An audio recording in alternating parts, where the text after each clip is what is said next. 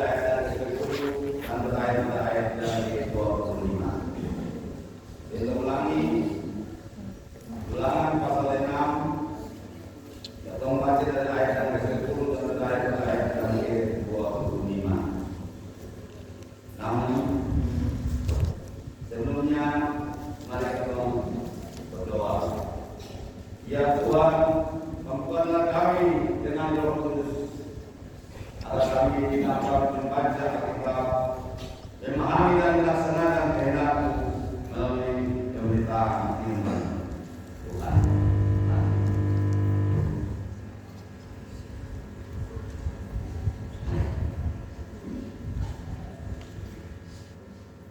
Beginilah bunyi firman Tuhan. Kasih kepada Allah adalah perintah yang bersama. Maka apabila Tuhan Allah telah membawa engkau masuk ke negeri yang dijanjikannya dengan sumpah kepada nenek moyangmu, yakni Abraham, Ishak dan Yakub, untuk memberikannya kepadamu kota-kota yang besar dan baik yang tidak kau berikan, rumah-rumah penuh berisi berbagai barang baik yang tidak kau isi, sumur-sumur yang tidak kau gali, kebun-kebun anggur dan kebun-kebun zaitun yang tidak kau tanami. Dan apabila engkau sudah makan dan menjadi kenyang, maka berhati-hatilah supaya jangan engkau melupakan Tuhan yang telah membawa kamu keluar dari tanah Mesir, dari rumah kegelapan. Engkau harus takut akan Tuhan Allahmu, kepada Dia haruslah engkau beribadah, dan demi namanya haruslah engkau bersumpah. Janganlah kamu mengikuti Allah lain dari antara Allah bangsa-bangsa sekelilingmu, sebab Tuhan Allahmu adalah Allah yang sungguh di tengah-tengahmu, supaya jangan bangkit murka Tuhan Allahmu terhadap engkau, sehingga Dia menyelamatkan engkau dari muka bumi. Janganlah kamu menjumpai Tuhan Allahmu seperti kamu menjumpai Dia di masa. Haruslah kamu berpegang pada perintah, peringatan, dan ketetapan Tuhan Allahmu yang diperintahkannya kepadamu.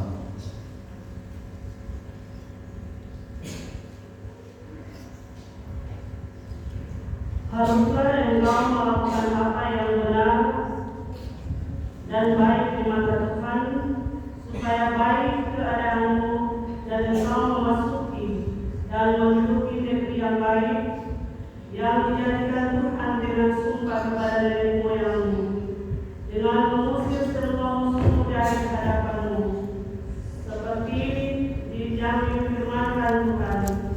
Apabila di kemudian hari anakmu bertanya kepadamu, apakah peringatan, ketetapan dan peraturan itu yang diperintahkan kepadamu oleh Tuhan Allah kita, maka haruslah engkau menjawab anakmu itu, kita dahulu adalah budak Firaun di Mesir, tetapi Tuhan membawa kita keluar dari Mesir dengan tangan yang kuat.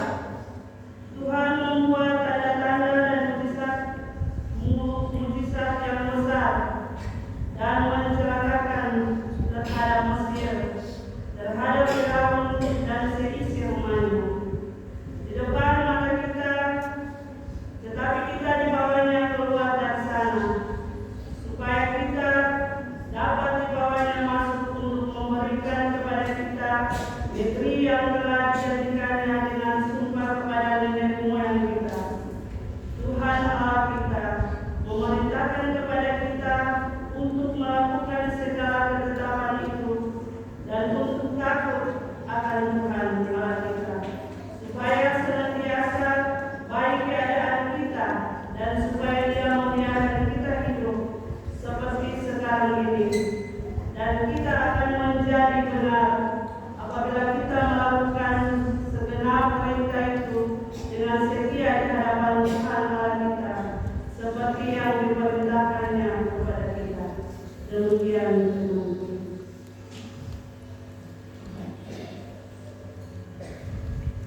Sebab Dia telah menjadi pelaku iman dan benarnya dengan dasar. Sebab jika tidak demikian, kamu menunggu diri sendiri. Haleluya, haleluya, haleluya.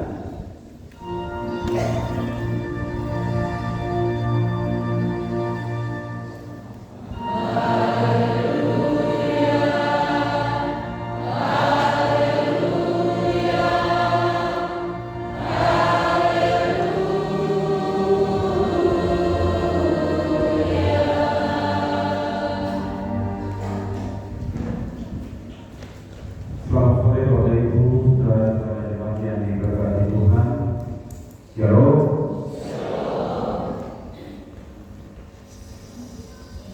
Kita semua boleh dituntun dan diperintah Tuhan,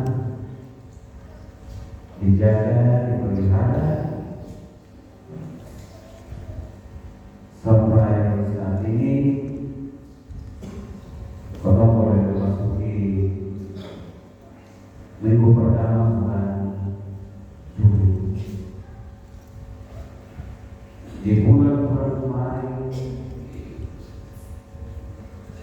ada begitu banyak sekali yang kita hadapi, yang juga kalau bukan Tuhan mungkin belum semua akan binasa. Dengan curah hujan yang begitu besar, banjir, rumah-rumah tergenang, kondisi cuaca yang sangat dingin bagi orang tua, ada longsor di sana sini, di kota Ambon. Tapi betul bersyukur kepada Tuhan. Hari ini betul boleh menikmati dan Tuhan izinkan betul untuk ada di bulan Juli ini dalam keadaan baik-baik saja. Juga yang begitu banyak juga yang belum terima dari Tuhan. Dan mereka itu sempurna, mereka itu tanda-tanda sangat tua, malah buang lagi. Tapi semua itu Tuhan tidak dari cinta dan kasih.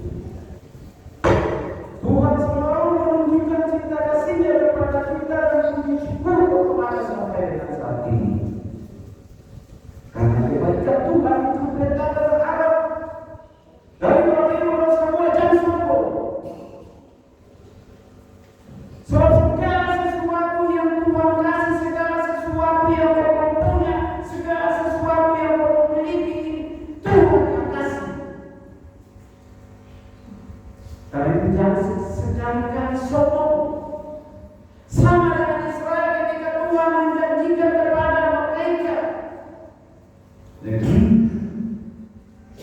yang makmur, negeri yang penuh susu dengan manis, negeri yang daripadanya anak cucu bertumbuh dan berkembang menikmati kehidupan di dalam kesejahteraan.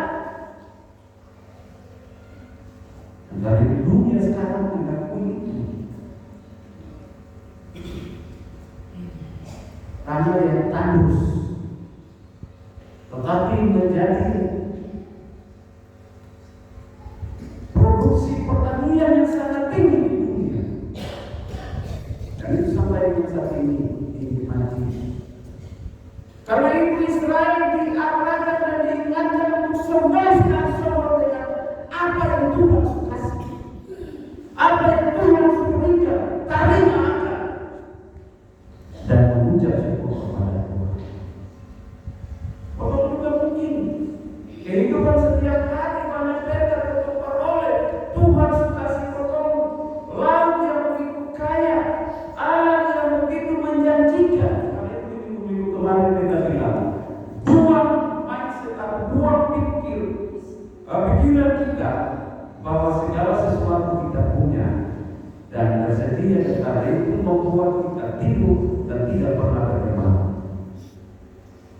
Itu yang kita bilang itu kemarin. Allah sediakan semua yang bagi kita, bukan untuk harus berkoyak-koyak, maka sampai tinggal sisa, dapat sampai busuk. Katanya kalau nelayan ini di laut cari lebih banyak, saya mampu makan juga saya akan habis dan busuk. Pergunakan yang Tuhan kasih pokok-pokok. Saya inginkan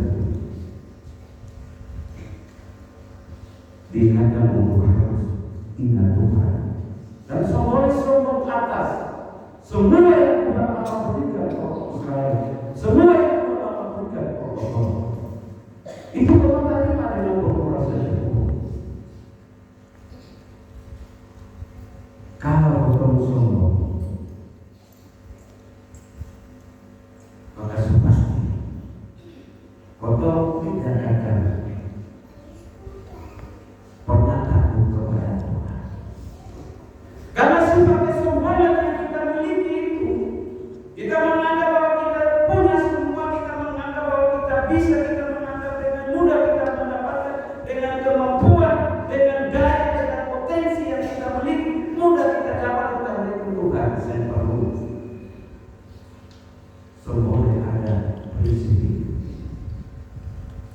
Israel ketika masuk di tanah perjanjian, mereka atas segala hal, bahkan mereka tidak takut kepada Tuhan Allah sebagai Allah yang membimbing, Allah yang membentangkan, Allah yang membawa mereka masuk, Allah yang memerintahkan leluhur Israel untuk berjalan bersama-sama dan menemukan tempat di mana mereka berdiri. Di situ Tuhan Allah tidak akan pernah berhenti memberkati mereka. Tuhan Allah terus akan memberikan kepada mereka kehidupan dan kesejahteraan. Kau yakin itu juga bahwa di tanah ini yang ditemukan oleh leluhur kita, Tuhan Allah tetap memberikan yang dekat kepada kau. Dan karena itu jangan lupa Tuhan. Sejengkal punya jangan sekali-kali kita melupakan Tuhan Allah di dalam kehidupan kita. Apa yang kau dapat? Kalau kemarin dia terlalu banyak, dia itu semampu per hari, tapi kau tahu sebenarnya bersyukur. Kalau sebenarnya memberikan apa yang Tuhan telah kasih, tidak hanya untuk Tuhan sedikit, kalau sebenarnya berikan. Ini umat Israel ingatkan untuk ketika masuk, ketika memperoleh berkat Tuhan, ketika memperoleh tanah perjanjian, jangan sekali-kali lupa Tuhan.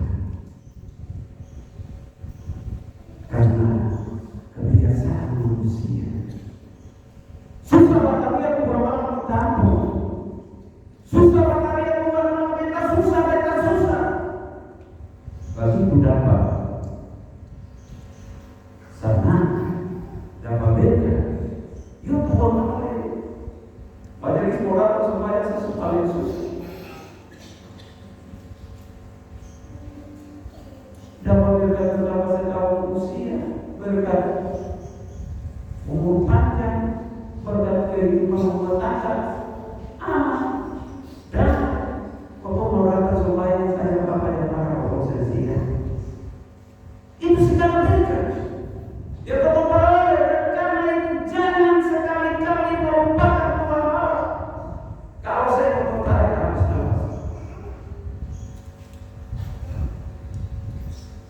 jangan lupakan Tuhan Allah dalam seluruh kehidupan kita. Kita harus takut, bukan dalam pemikiran, tapi takut kepada Tuhan Allah dalam bentuk ketaatan, bentuk kehormatan kita kepada Tuhan Allah. Dan takut itu berlebih dalam hidup dan beribadah kepada Tuhan, menyembah Tuhan Allah. Tidak ada Bapak Ibu. Alasan apa Bapak Ibu datang menyembah Tuhan Allah, datang beribadah kepada Tuhan Allah? Bapak Ibu bisa jawab apa yang saya? Saya berpikiran, kalau datang beribadah kepada Tuhan Allah, ini pikiran sederhana. Karena Tuhan Allah sudah jaga, Tuhan Allah sudah pelihara, Tuhan Allah sudah memberikan berkat, Tuhan Allah sudah memberikan kehidupan dan sebagainya. Silakan Bapak Ibu punya pemikiran yang lain, dan karena itu yang kita bilang ini tujuan daripada kita beribadah adalah kita mengucap syukur kepada Tuhan, dan tujuannya supaya kita diberkati. Bapak Ibu beribadah di mana? Di sini kan, di gereja atau di gereja. Maka baiknya kalau kita beribadah kepada Tuhan Allah, hendaklah setiap orang harus merapikan diri. Kemarin dapat koordinasi banyak keluhan terkait dengan busana dalam ibadah. Bapak Ibu kita bilang Bapak Ibu, dia beda. Ketika Bapak Ibu berhadapan dengan seorang pejabat bupati, contoh ASN, semua rata-rata keki PH. Ini dapat sengaja menanamkan pemahaman teologis buat Bapak Ibu supaya datang beribadah itu tertib dan sopan. Kalau kita mau menyembah kepada Tuhan Allah, karena Tuhan Allah kita begitu. Kita menyembah kepada Tuhan Allah, atau datang beribadah kepada Tuhan Allah, maka nyatakanlah dia benar, nyatakanlah dia kerapihan, nyatakanlah dia kedisiplinan, nyatakanlah dia etika kepada Tuhan Allah. Karena itu Bapak Ibu, busana menentukan. Tadi kita sudah bilang Bapak Ibu bahwa bupati datang saja kalau berhadapan dengan bupati neces. Saya baru bawa mobil kecil, bawa mobil kecil kok punya mati dong. Bakar masih bisa.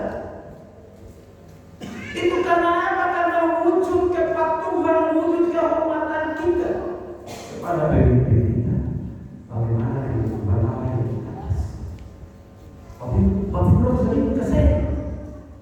Kalau bisa bikin maka mulai dari saat detik ini berbusana yang wajar untuk beribadah kepada Tuhan, datang menyembah Tuhan. Tuhan saya minta kau pakaian yang bagus.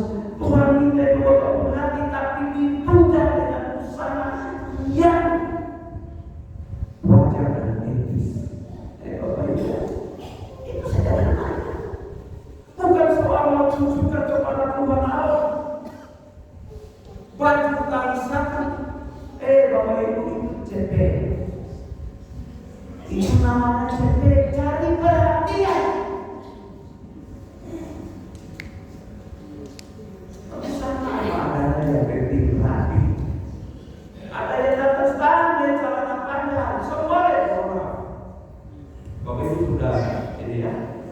boleh Bapak Ibu. Itu bukan busana yang etis. Sama sekali tidak. Kondisi pada waktu Ahok, gejolak itu baru pakai cara nampaknya tadi. Kalau sekarang ini baru nama saja, nyatakanlah sikap sebagaimana Bapak Ibu menggunakan raja dunia, sebagaimana Bapak Ibu menghadap kepala dunia, nyatakan juga kepada Tuhan Allah. Kenapa Bapak Ibu? Kita bilang apa kalau kita bilang belum kerja? Bapak Ibu secara teologis, mimbar ini adalah simbol kehadiran Tuhan Allah. Jangan siapa tanya.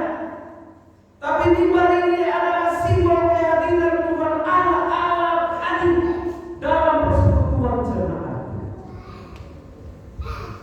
Kalian pada salah di atas mimbar ini resiko kamu. Karena mimbar ini bentuk dari atau simbol daripada kehadiran Tuhan Allah. Dan karena itu Tuhan Allah ada di atas ini dalam keyakinan iman saudara-saudara percaya atau tidak Tuhan Allah. Oleh sebab itu, kalau benar-benar kalau Tuhan Allah itu ada di dalam mimbar ini, di dalam gereja ini, nyatakan yang berkenan kepadanya. Berusaha, beribadah, cara beribadah, pendukung itu manusia. Tuhan goyang apa? Kamu bikin baik apa tidak? Kamu bikin tak baik apa tidak? Karena itu di dalam Al-Quran Bugis, kenapa ada ruang kudus dan ruang maha kudus? Ruang kudus dan ruang maha kudus. Karena itu ruang kuning di atas tinggal Bapak Ibu, ruang di atas ini. Jangan sekali-kali Bapak Ibu mengambil lewat di atas ini semua. Mamanya ini silakan di bawah semua. Lalu saat mamanya ini menyatakan pujian, tadi kita bilang mimbar ini simbol daripada kehadiran Tuhan Allah dalam konsep pemahaman teologis. Tadi dimana juga harus tenang. Ya Bapak Ibu boleh buka ke sana, boleh tanya ke Tuhan Allah, boleh balakan ke Tuhan Allah. Lebih baik balik dalam bahasa manusia ini daripada balik dalam Tuhan Allah. Itu yang mesti harus dilakukan. Kebetulan perdebatan dengan hari ini, Koriko bacaan kita ini dalam ayat 13 sampai 15, kita harus takut dan setia hanya kepada Tuhan dan beribadah kepadanya. Sedikit beda singgung soal ibadah itu. Bapak ini dulu dengan Bapak Ibu, ibadah ini simbol kehadiran Tuhan Allah di tengah-tengah umat. Lalu ini Bapak Ibu, kalau seperti ini kita suka singgah ini. Firman Tuhan sudah dibacakan. Jangan sekali-kali mencoba. Kalau takut kepada Tuhan, takut yang betul. Jangan takut cuma di bibir. Artinya bagi dapat sana suruh batu. Bagi kita masuk Tuhan kasih. Kasih dari Cina ke China lagi. Kasih saya. Artinya begini, kalau menyatakan pengakuan untuk membawa kehidupan rumah tangga negara yang lebih baik, nyatakan itu kepada Tuhan Allah dengan sesungguh-sungguhnya. Jangan sekali-kali mencoba Tuhan Allah. Kalau berani mencoba Tuhan Allah, siapa yang putus?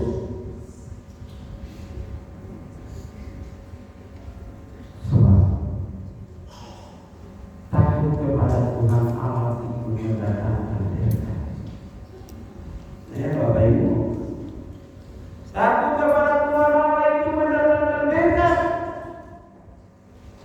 Jadi kalau saya takut mau coba dengan Tuhan Allah berkuasa, silakan. Saya bisa peduli dengan pelayanan gereja, saya bisa peduli dengan Tuhan punya mau, hidup ikut suka, silakan. Nanti baru orang tua kasih Bapak Ibu. Karena prinsipnya ia memberi sesuai dengan apa yang kita kerjakan dan yang kita lakukan.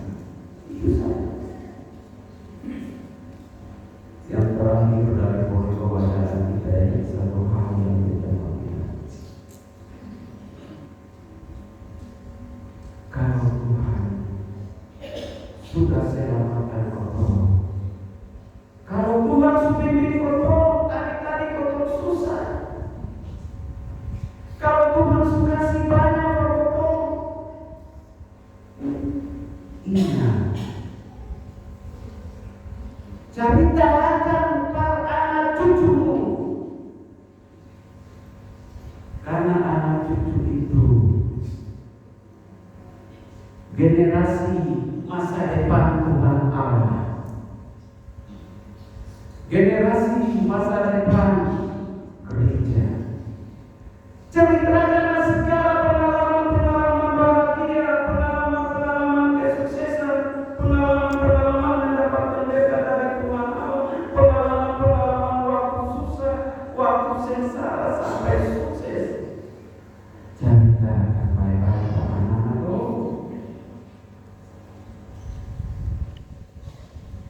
supaya Tuhan Allah hidup bagaimana. Jalan hidup bagus-bagus, lalu baru diberkati. Ada banyak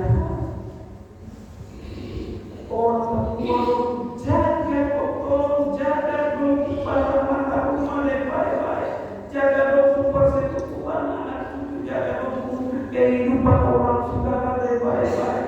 Satu bikin susah yang lain, kau jaga sampai poros pagi ini.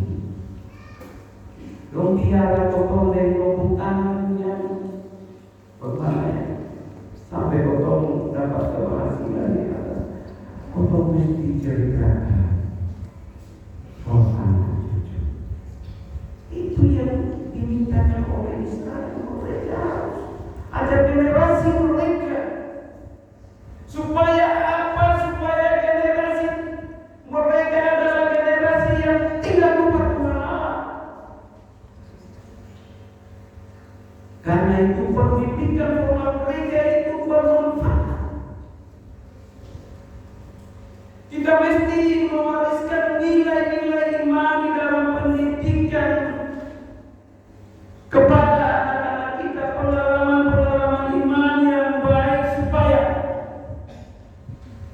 ketika kau nyatakan pengakuan, berdiri di atas pengakuan, so boleh bimbang dan ragu. Cinta tidak menyelamatkan, harta tidak memberi jaminan kehidupan kekal, jabatan juga tidak. Tetapi yang memberikan kehidupan dan keselamatan kekal adalah imanmu. Iman kepada siapa? Iman kepada Tuhan Allah di dalam Yesus Kristus. Pegang sampai mati. Itu di acara penggenerasi. Tuhan memberkati kita dengan firman-Nya. Amin. Yang kita laksanakan bersama hendaknya mengenai kehidupan kita sehari-hari. Yesus berkata, Aku telah menetapkan kamu supaya kamu pergi dan menghasilkan buah, dan buahmu itu tetap. Untuk itu terimalah janji penyertaan Tuhan.